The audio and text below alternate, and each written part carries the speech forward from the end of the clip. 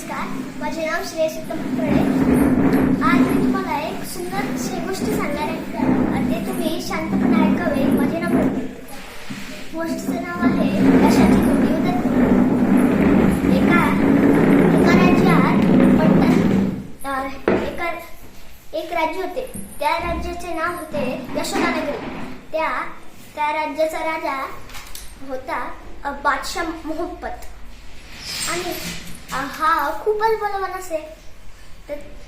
त्याच्यासोबत युद्ध करायला सगळे राजे घाबरायचे आणि त्याच्या समोर सगळे राजे झुकून जायचे. असंच झाल्यामुळे पट्टणपुरमचा राजाचा एक लढाईचा एक छंदच बनला होता. आता किती दिवसांनी त्यांनी काहीच लढाई केली नव्हती आणि कोणासोबत लढलेही नव्हते. युद्ध करणे हा तर त्याचा छंद होता आणि त्याला मुळीच करमेना. मग त्याला मुळी करमेना तर ही त्याच्या डोक्यावर खात्री आली आणि त्याला सहन होण्याची क्षमता कमी झाली आणि त्यांनी एक सभा बोलावली. त्या सभेत महामंत्री म्हणाले, बादशाह मोहब्बत, तुम्ही आम्हाला इथे का बोलवले आहे? यशोदानगरीचा राजा म्हणाला, तुला तर माहितच आहे, युद्ध हा माझा छंद आहे आणि मी माझ्या छंदाविना राहू शकत नाही. आणि किती महिने झाले मी कधीच युद्ध केलेलं नाही. आता मला युद्ध करायची इच्छा मनात येते आणि तिला मी कसं पूर्ण करावं हे मला कळतच नाही. मग हे एका नोकराने ऐकले. तो नोकर त्यांच्या राजवाड्यात सफाई पेहरा देण्याचे काम करत होता. त्याने म्हणाले, बादशाह, माझ्याकडे एक युक्ती आहे. आपण एक काम करा. आता आपल्या देवी पद्मिनींना आपल्या पद्मिनीशी विवाह करण्याची वेळ आलेली आहे. आपण उद्याच एक रथ बोलवा. त्याच्यात माता पद्मिनींना उभा करा आणि पडदा लावून द्या आणि सगळ्या पृथ्वीवर फिरा आणि त्यांना सांगा की घोषणा द्या,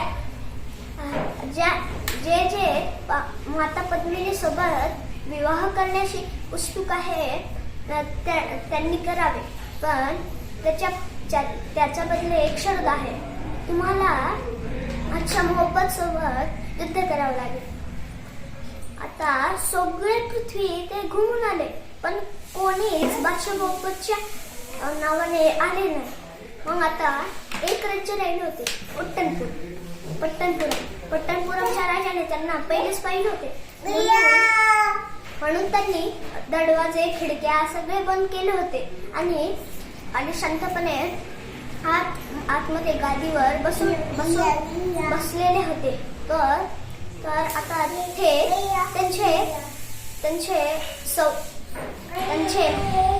त्यांचे नोकर आले, म्हणजे महामंत्री आले आणि त्यांना म्हणाले,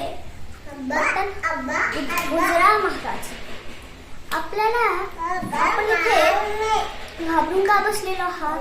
अरे, माता पद्मिनी सोबत विवाह करायचा असेल तर करा, पण आपल्याला त्या युद्ध करावंच लागेल.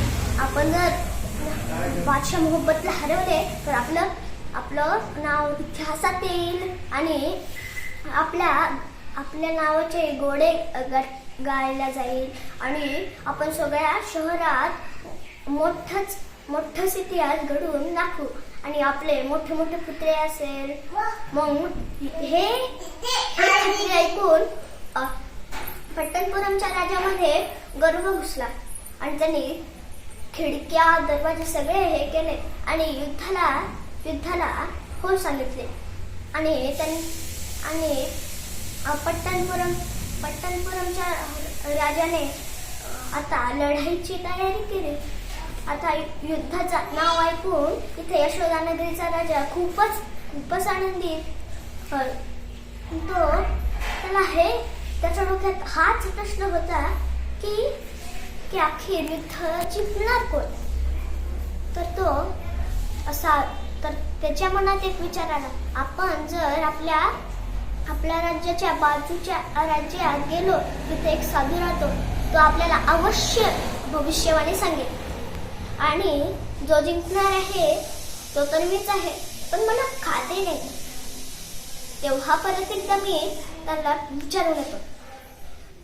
यशोदा नगरीचा राजा वेशभूषा करून त्या साधूकडे जातो आणि आपला प्रश्न विचारतो की 11 दिवसाच्या नंतर जे युद्ध होणार आहे त्या युद्धामध्ये कोण जिंकणार. साधू म्हणाला, तू उद्या ये, मी उद्या ते उत्तर सांगेन. साधू रात्री देवाची प्रार्थना करतो आणि देवाकडून भविष्यवाणी जाणून घेतो. दुसऱ्या दिवशी साधूकडे परत एकदा यशोदा नगरीचा राजा येतो आणि म्हणतो, आता सांगा की युद्ध कोण जिंकणार आहे. मग साधू म्हणाला, युद्ध यशोदा नगरीचा राजा जिंकणार आहे आणि पांढरा बैल हा पट्टणपुरमची हार असेल आणि काळा घोडा ही यशोदा नगरीची जीत असेल. एवढं म्हणून साधू तपस्येला लागतो आणि यशोदा नगरीचा राजाही खुशीने तिथून निघून जातो.